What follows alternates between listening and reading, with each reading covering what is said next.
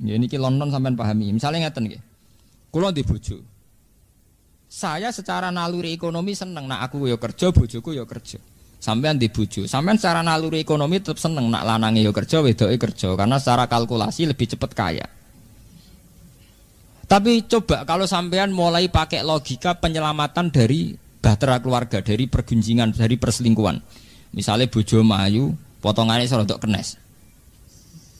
Kowe kan mikir daripada kerja dasar dibedani wong pertama beda tok, suwe-suwe tok ndi-ndi. Wes nang ngono tak kekang ra usah kerja.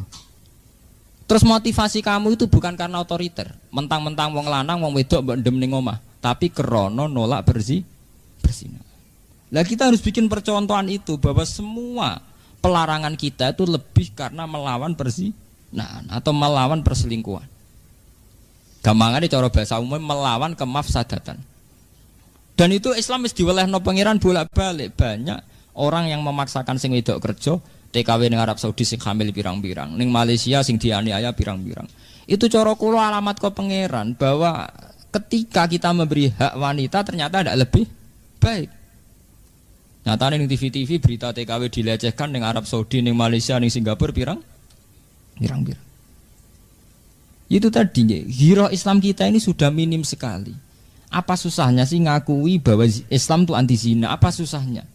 Sehingga kita memproteksi seorang istri bukan karena otoriter, tapi karena kita melawan perzinahan atau potensi perzinahan. Misalnya tidak sampai zina, potensinya kita lawan. Tapi ilmu ngeten pun entek ya, mergo orang itu sudah berpikir kapitalis. Iku ngono lanang wedok kerja cepet sugih. Dek lah muga kowe melok kerja cepet sugih. Lah itu kan terus logikane kapitalis. Tapi tetap cemburuan repot kan. Ngongkon kerja untuk hasilnya akeh tapi sing lanang tetap cemburu. Ya, akhirnya uring-uringan. Kowe tilpon tipu nak SMS mbek sapa, Dek? Sing ngongkon kerja ya sapa? Saiki di relasi SMS-an kowe curiga. Sing ngongkon ya sapa? Nah, itu kan dipek menangi dhewe, duwike gelem nampa, curigane jalan terus. Bareng uring-uringan kono relasine akeh, pegat ya pegat to Mas. Wong lanang ra ketok lara. Relasi kadung akeh, luwih prospek. Ya kok sampai nak ndelok tulisan-tulisan versi wong sekuler, nak darani pondok itu monarki kecil. Berhubung kiai iku ora dadi raja, dia bikin monarki kecil. Di mana monarki kecil itu pesantren. Pak Kiai sebagai raja nyatane santri yo nyucup yo diluk tenan dikongkon yo nurut. Itu bikin kerajaan-kerajaan kecil. Sehingga dengan image demikian kesane kiai kan otoriter, dipek menangi dhewe. Lho gue jegrang wong liya diluk. Anggap sithik kesel njuk pijet. Ngongkon ngalor ngidul, engko urusan politik yo fatwa sepihak. Loh, ketika dianalisis dengan demikian kiai kan ketok elek itu karena terus ditulis oleh mereka bikin monarki kecil, kerajaan. Sampeyan takono cah, pemikiran menjelajah nak darani pondok itu sistem monarki kecil. Ora kok pondok itu satu komunitas di mana di situ ada hukum sosial, santri yang kurang mangan mbek kiyaine, kiai yang kurang dipakani santrine. Ora ngono, oleh ngamati gak ngono. Padahal faktanya kan begitu. Kiai mbek santri kan wong latihan urip tamak bareng-bareng ngaji ngono tok. Kadang kiyaine radine beras, dene beras kiai santrine, kadang santrine sing kere isane mangan dikei. Ya ini kadang tepaan wae pilkada atau makmur kan itu kan sederhana begitu kan. Tapi oleh mereka ditulis kiai itu menerapkan sistem monarki kecil di mana seorang kiai jadi raja, santri jadi rakyat. Contohnya macam-macam, delalah ono sing pas. Makanya sistem yang ditiru juga sistem poligami karena raja-raja dulu istrinya juga banyak. Lagi kiai ya banyak. Nah itu kan wis digaduk-gaduk sebagian gaduk. Lenda itu kula namung cerita innahu fakar wa qaddar, betapa pengaruhnya pemikiran. Piye supaya Islam ketok kacau. Mulane sampean aja kaget nek ana kiai-kiai ngalim sira gelem kaji ki aja kaget, ya aja melok-melok. Mungkin ra level. Karena dalam sistem haji itu kan menguntungkan Arab Saudi. Yo ono sing cara berpikir untuk menunjukkan bahwa Islam itu murni. Mulane Rasulullah piyambak ra tau majibno kaji, ngger majibno kaji ditambahi manis tato ilai sabila sing mampu. Engko suwe-suwe dipahami. Lah kok enak kon kaji ning Mekah ben Muhammad Bati. Dan itu pernah terjadi. Saat kiblat madhep teng Ka'bah, Niku komentar wong Yahudi nggih ngoten. Muhammad itu pepe asli Mekah ya, terus kiblat pindah ning Ka'bah. Mergo dekne asli Mekah. Sakjane Muhammad tuh ngerti nek kiblat tertua yang Palestina iku mergo bapake wong Palestina Ibrahim. Mestine ya madhep ning Baitus Sokhrah. Ning Palestina. Lan saya qulu sufa minan nas ma wallahum an qiblati mulati kanu alai. Muhammad tuh piye to? Kiblat kok digawe dolanan. Go Kanjeng Nabi nate 16 wulan madhep teng Baitul Maqdis. Mergo kiblat tertua. Suwe-suwe be Allah kan madhep teng Ka'bah. Malah perkara kan. Mergo jare wong kafir Madinah terus penak. Muhammad itu piye? Pepet disone terus dienggo kiblat. Mergo Nabi kelahiran Makkah. Iku jenenge innahu fakkara napa? Wakoda. Mulane kula niku tambah iman mbek pangeran. Umpama kula ning donya ditakdir mo iman mbek Quran niku kula mati mun wani. Pun niku mergi ketok nak Quran sing bener. Itu tadi. Yuridun ayutfi'u nurallahi bi afahim. Pada akhirnya lawan-lawan Islam materi Islam lewat silat lidah, lewat silat mulut. Bi afahim dengan pinter-pinteran silat lidah. Lah kok mboten sepundi iki? Peristiwa nasah mansuh. Nggih. Hukum sing dirubah niku nak cara tiang-tiang Islam sing soleh. Na'rifi nasah mansuh itu satu perubahan hukum yang bersifat kondisional li maslahatil ummah. Bahwa nasah mansuh ngerubah hukum sing krana maslahate umat. Tapi wong Yahudi enak oleh provokasi, delok le nabimu pelin-pelan tenan. Wingi muni halal, saiki muni haram. Bar muni haram muni. Nah, macam nasah mansuh kan ngerubah hukum, ngerubah hukum terserah sing komentari itu. Dianggap realistis yo kena. Mergo rubah yang karena kondisio. Nah, diarani pelin-pelan yo kan kena. Nyatane ora konsisten. Dhisik PKB saiki PKNU jenenge ora konsisten. Tapi karena jari sing seneng kan, iku jenenge kiai realistis, sadar kondisi yang berbeda yang mengambil sikap yang berbeda. Nah, tapi jari sing gedeng kan jenenge pelin. Padahal cara kula nasah mansuh itu fenomena biasa. Lho nggih to nggih, misale sampean ning desa orang terpelajar, roh prawan angon iso seneng. Tapi kowe dengar sendiri nih kuliah, roh bocah wayu-ayu ning kota kaosan ketat, roh cah iku seneng janggal. Wes langsung buat tinggal loh dengan sendiri nih. Artinya tingkat pengetahuan itu juga punya perubahan gitu. Sampean zaman yang di sorong terpelajar, roh ketemel yo enak wetengem gak loro, roh sambel yo enak wetengem loro. Tapi ketika sampean kuliah, nak ra KFC juga doyan, sambel yo terus weteng loro. Senengem yo cewek-cewek sing model, sing gaul. Roh bocah tanggamu sing dhisik mbok senengi saiki matun, wis ra seneng blas. Lagi dadi kiai yo ngono. Kowe zaman kere untuk bojo iku syukure ra karuan. Bareng ke dadi kiai DPR RI. Roh bojomu kok ora pantes kabeh. Mergo wong wedok ayu-ayu di Jakarta luwih pantes. Intelektual juga gitu.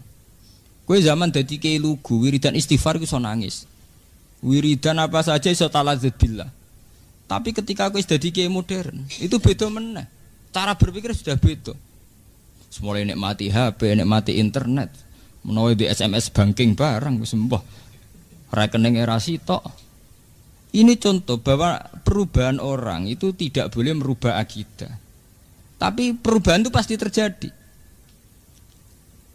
Lah tapi mbek wong kafir, mbek wong Yahudi dianggap Muhammad nasah mansuh dianggap pelin-pelan. Niki penting kula aturaken teng mriki bi afahihim. Ya sama seperti sekarang yang kita alami. Kiai-kiai politik masyarakat lari. Jadi kiai kok politik saya kira seneng ngaji. Bagi mereka yang seneng politik, sira politik jadi pangku tangan. Masalah bangsa banyak kok dekne pangku napa? Tangan. Nah, repot. Intinya nak jenenge cangkep bisa diwolak-walik. Mergo lidah tidak bertulang gitu. Lha boten iki perlu kula aturaken teng mriki karena itu tadi.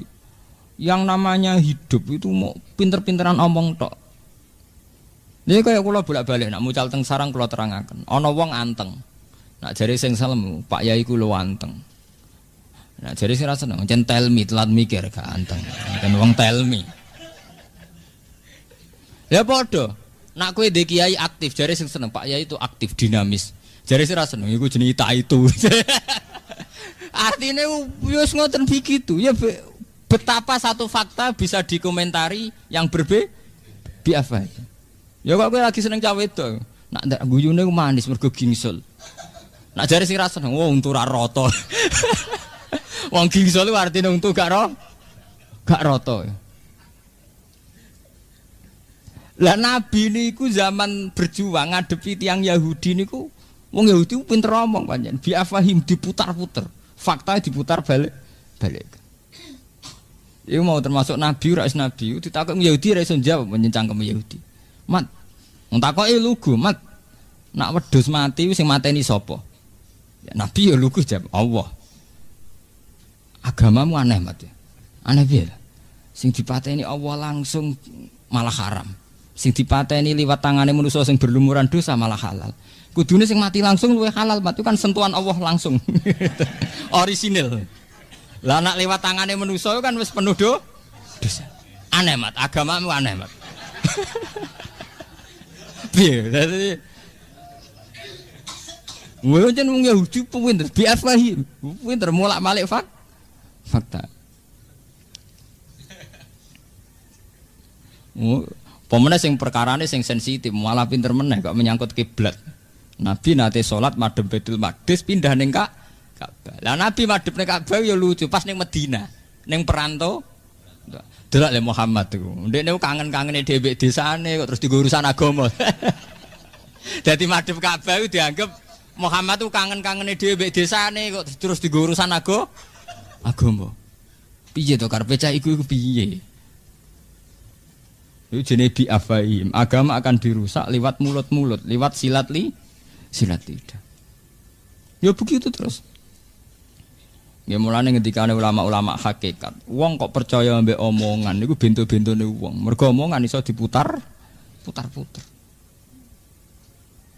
Mulane ana kiai sing ekstrem nek omongan sengak. Cara kula sebagian nggih setuju. Mergo wong omongan niku cek alus cek ora kena dipercaya.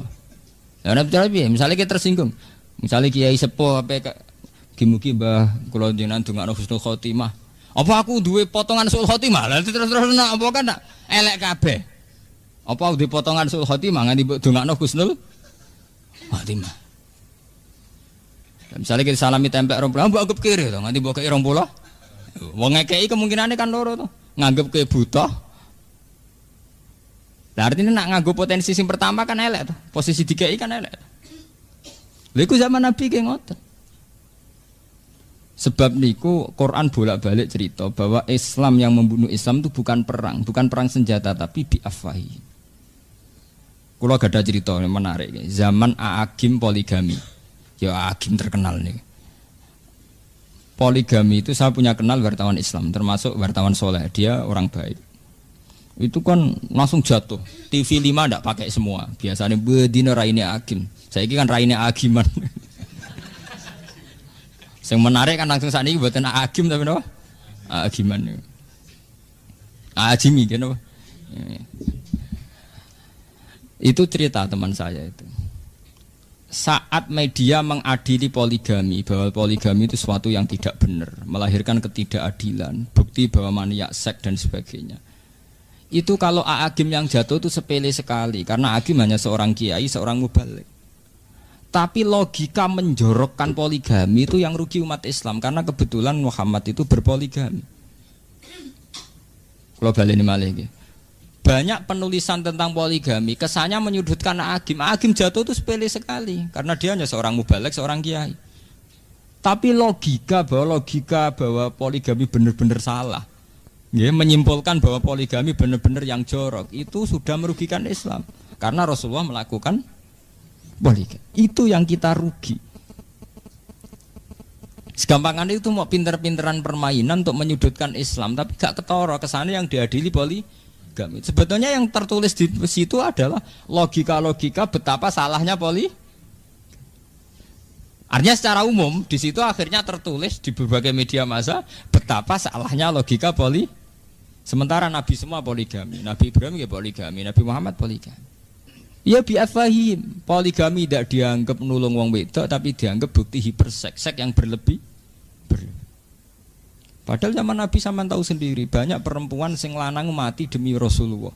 Dan banyak yang dinikahi Nabi umurnya 54, swidak papat. Kalau krana seks lha apa rabi wong tuwek-tuwek ya.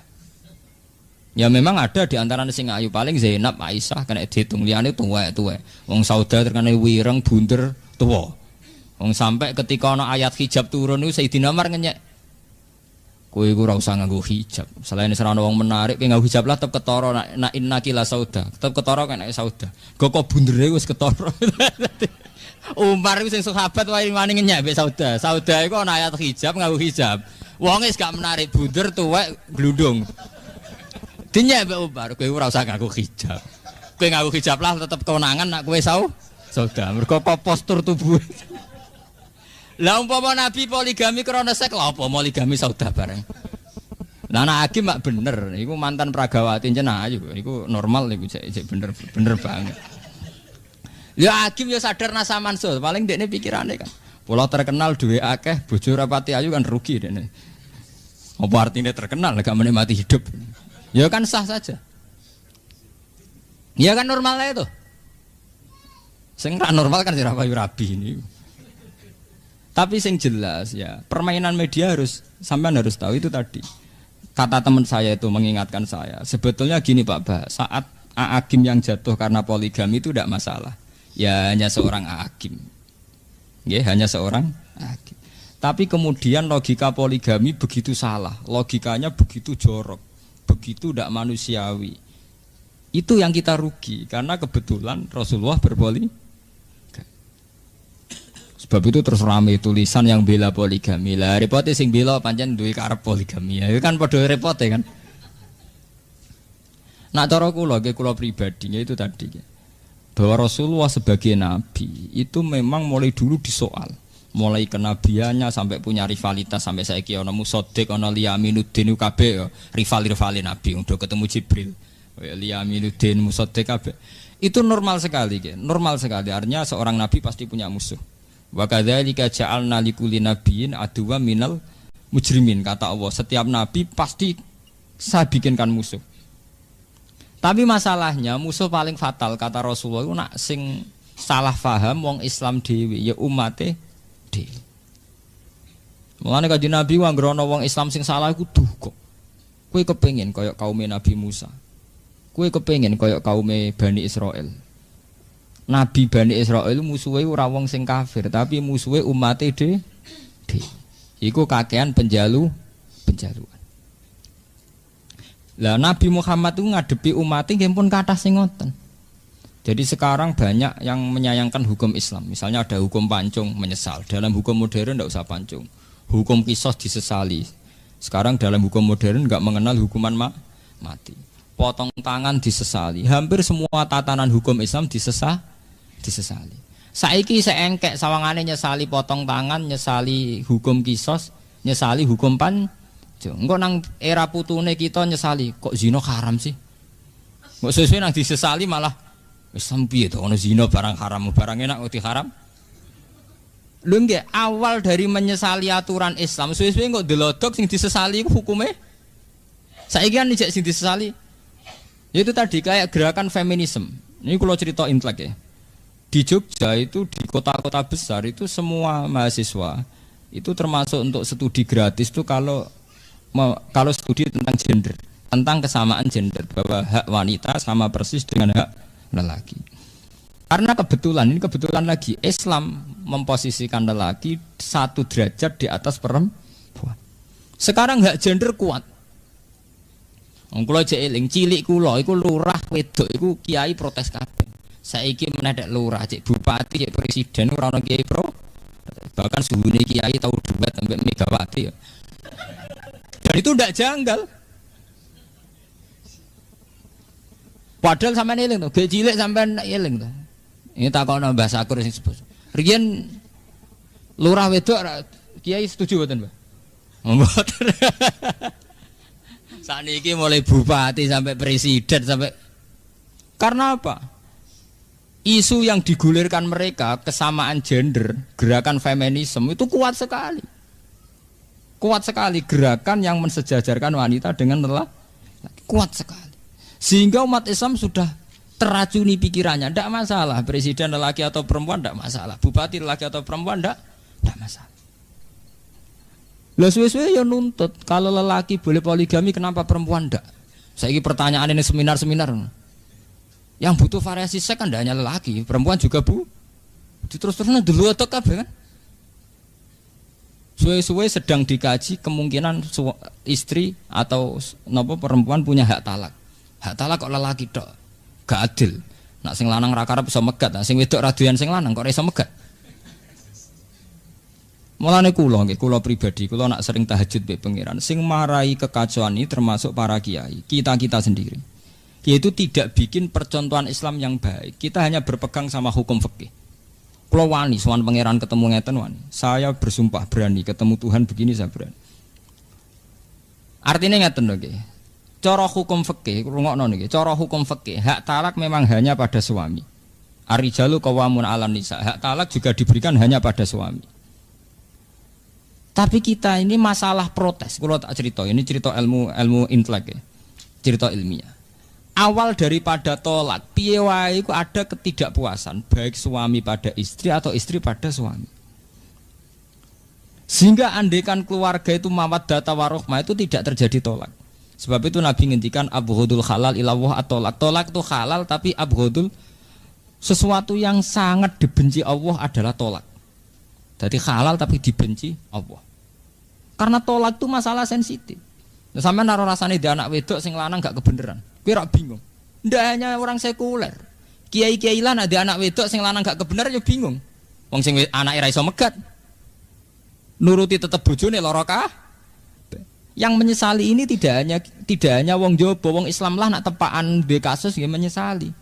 Saya berkali-kali bilang di seminar, tidak hanya kamu yang protes itu. Andaikan saya punya anak putri dan dikawin sama orang yang tidak kebenaran, saya juga akan ingin talak. Cuma saya tidak akan mengatakan bahwa Islam tidak adil.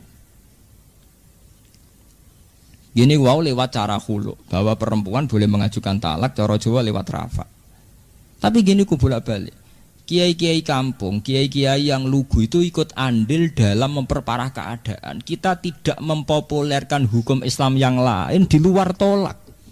Sebetulnya harus kita populerkan bahwa dalam Islam tidak hanya tolak, ada khulu, ada fidah, ada rafa. Cara Jawa apa? Andekan hukum tolak sepopuler hukum khulu, juga sepopuler hukum rafa, mungkin mereka tidak janggal.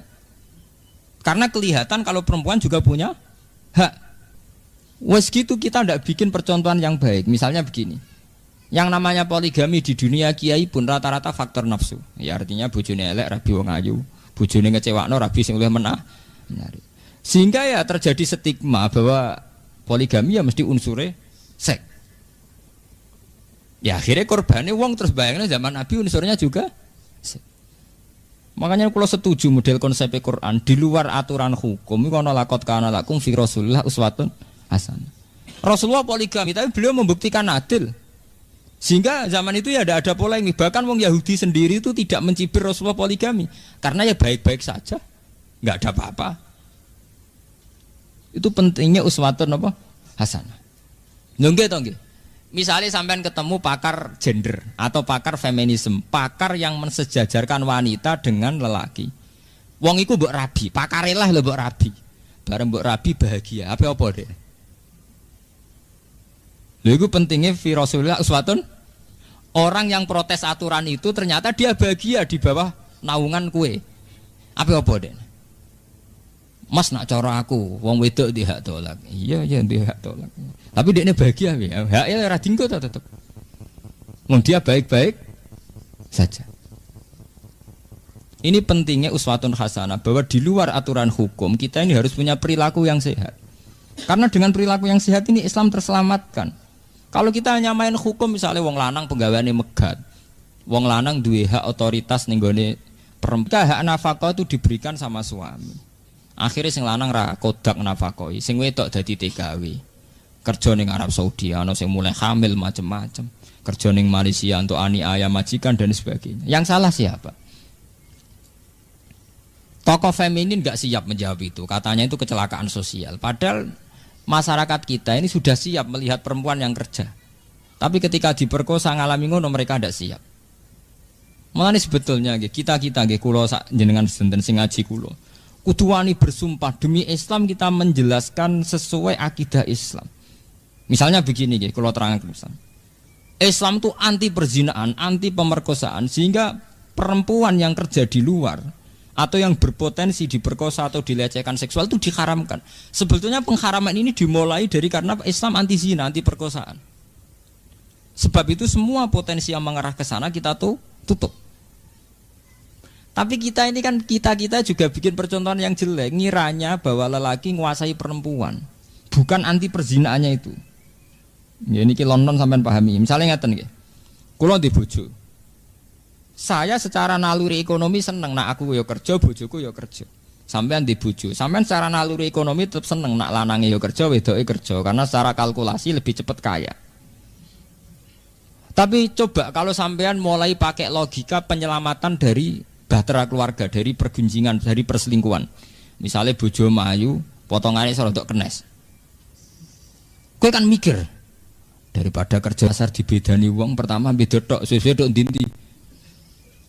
Wis nang ngono tak kekang ora usah kerja. Terus motivasi kamu itu bukan karena otoriter, mentang-mentang wong lanang wong wedok ndem ning omah, tapi krana nolak berzina. Lah kita harus bikin percontohan itu bahwa semua pelarangan kita itu lebih karena melawan perzinahan atau melawan perselingkuhan. Gampangane cara bahasa umum melawan kemafsadatan. Dan itu Islam mesti diwelehno pangeran bolak-balik. Banyak orang yang memaksakan sing wedok kerja, TKW ning Arab Saudi sing hamil pirang-pirang, ning Malaysia sing dianiaya pirang-pirang. Itu cara kula alamat ke pangeran bahwa ketika kita memberi hak wanita ternyata tidak lebih baik. Nyatane ning TV-TV berita TKW dilecehkan ning Arab Saudi, ning Malaysia, ning Singapura pirang-pirang. Itu tadi hero Islam kita ini sudah minim sekali. Apa susahnya sih ngakui bahwa Islam itu anti zina? Apa susahnya? Sehingga kita meroteksi seorang istri bukan karena otoriter, tapi karena kita melawan perzinahan atau potensi perzinahan. Misalnya tidak sampai zina, potensinya kita lawan. Tapi ilmu ngeten pun entek nggih, mergo orang sudah berpikir kapitalis. Iku ngono lanang wedok kerja cepet sugih. Dek lah muga kowe melok kerja cepet sugih. Lah itu kan terus logikane kapitalis. Tapi tetap cemburuan repot kan. Ngongkon kerja untuk hasilnya akeh tapi sing lanang tetep cemburu ya akhirnya uring-uringan. Kowe tilpon-tilpon SMS mbek sapa, Dek? Sing ngongkon kerja ya sapa? Saiki di relasi SMS-an kowe curiga. Sing ngongkon ya sapa? Lah itu kan dipek menangi dhewe, duwike gelem nampa, curigane jalan terus. Bareng uring-uringan kono relasine akeh, pegat ya pegat to Mas. Wong lanang ra ketok lara. Relasi kadung akeh, luwe prospek. Misalnya kanca dagange maco kowe mau klunak-klunuk, lho mboten iki perlu kula terangaken mriki bahwa Islam itu dirusak bi afwahi. Itu tadi. Para gerakan feminisme itu melihat Islam itu agama yang otoriter, di mana memperlakukan wanita kayak budak, memperlakukan wanita tidak punya hak-haknya. Ironisnya umat Islam sendiri menterkenalkan tolak itu jauh di atas terkenalnya khulu dan rafa. Sehingga kesannya dalam Islam itu hanya ada nikah dan tolak, dan itu semua pada suami atau kaum lelaki.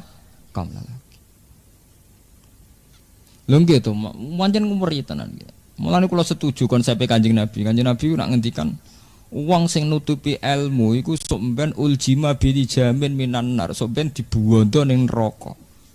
Engko termasuk awale Islam citrane elek mergo sebagian ilmu Islam ditutupi. Wong lanang kiai rata-rata lanang to kan gak siap dek nerangno. Wong lanang duwe hak tolak telu. Tapi wong wedok duwe hak khulu. Nerangno seimbang ngono terus. Kowe kecewa mbek bojo iso megat. Bojomu kecewa mbek kowe iso khulu. Bulan baleni sesuai khulu seterkenal lo. Tolak. Tapi kan ora siap nerangno. Waduh. Engko kono kecewa sithik-sithik kecewa rapak loro aku. Jadi ya bolak-balik ya di kepentingan. Dene nerangno ora pati nerangno khulu iki di kepentingan. Padahal ning Quran pas bakat tolak itu jelas. At-talaqu marratan fa imsakum ma'rufin aw tahrisum aw tasrihum. Ini terusannya ayat itu fi maftadat bi. Jadi apa indona ayuki mahududwa fa in lam mahududwa fala junaha alaihima. Ayat roja'a indona ayuki mahududwa itu ayat roja'a itu kan ditutup fi maftadat bi. Fima ing dalam perkara iftadat kang lakoni fidak tebusan sapa wedok bi iklan mak. Terus dikenal ning fikih jenenge hukum khulu. Ning Jawa dikenal hukum rafa. Jika suami istri merasa tidak bisa menunaikan tugas-tugas sebagai suami istri, itu perempuan selagi diberi hak tolak, si perempuan diberi hak hulu. Ya karek peminate sopo pertama nih sing duwe inisiatif megat. Nak sing inisiatif lanang disebut tolak, nak inisiatif sing wedok disebut hulu. Sebetulnya kan sebanding kan. Enggak tuh. Nah, tapi kan yang kita terkenalkan hukum tolak tok. Akhirnya sepi. Malah kula setuju kawin cara kula dadi menteri agama kawin tak wajib noten maca taklek. Ya taklek kesuwen ana 2 tahun nafkah lahir batin. Cara kula sak wulan ta 2 wulan. Ben jelas ya. Aduh ajur-ajuran Allah. Mergo ngene iku. Citra Islam terhadap feminisme, terhadap menghormati hak wanita itu sudah hancur total.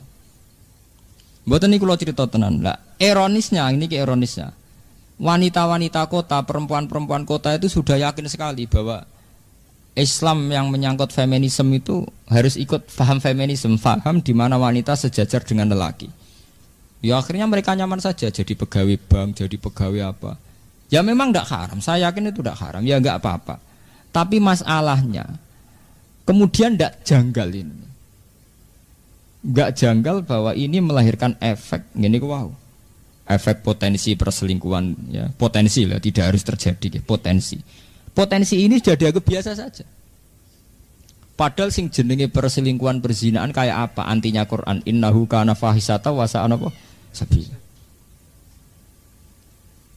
Gimana nih nak cara fikih kados mu'in nonton pun lunak, fikih mu'in pun sae kados paham ini pun lumayan. Perempuan itu tidak wajib haji kecuali ada mahramnya, atau tidak disertai mahram tapi ma'aniswatin kasiroh sikotin bareng sekelompok pasukan wanita. Coba saiki lah. Itu ujung-ujungnya mesti tok karena potensi perzinaan perselingkuhan adalah khuluwah persepen 4 mata lelaki mbek perempuan. Lah kula pribadi gak ada pendapat. Sebab itu misalnya sampean di anak wedok ayu. Kerja ning pabrik tidak sebagai sekretaris utawa PRT itu lebih baik ketimbang jadi pembantu rumah tangga karena sering terjadi khuluwah mbek majikan.